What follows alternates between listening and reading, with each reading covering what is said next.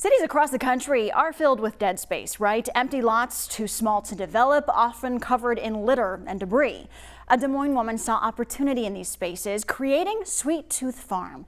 It was a success and growing until the deal with the city abruptly came to an end. But now, a year later, Local 5's Stephanie Engelson has a look at how Sweet Tooth is planting new roots. Got 6 varieties this year. So Monica Ovcharski can't help but think of what once was. well, last year we sold over 12,000 pounds of food. Farming over an acre of land, growing all kinds of produce to sell right back in this neighborhood. I also think that there's something really valuable in productive green spaces in urban settings. A big portion of the land Monica farms was leased from the city.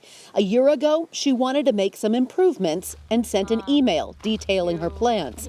The response left her in shock. And they said, ooh, actually we're terminating everything.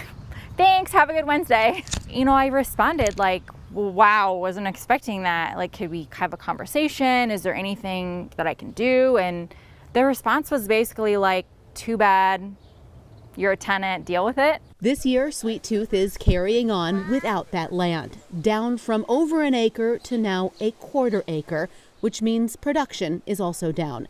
As they find new spaces, it is, in many ways, starting from zero. We had to pivot and switch to spaces that had never had anything growing, that had been bare, hard-packed dirt and just grass for like 20 years. In addition to being, you know, cut down to an incredibly small size, we're also dealing with kind of back to square one soil fertility. Through fundraising, they've bought 2 new lots, land that was abandoned or unusable. They're a lot cheaper, they're more work, but we're in it for the long haul. We know that this is a marathon, not a sprint. We're just invested in staying in the city and improving neighborhoods and blocks with beautiful green spaces and fresh produce. The ultimate goal? Create a network of green spaces in the city and grow good food for the people who live here.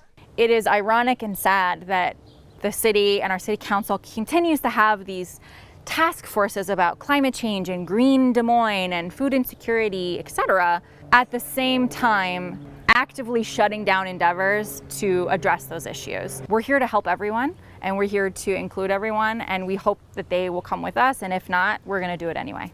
A vision that she'll continue to sow one row at a time. Stephanie Engelson, Local 5 News, We Are Iowa.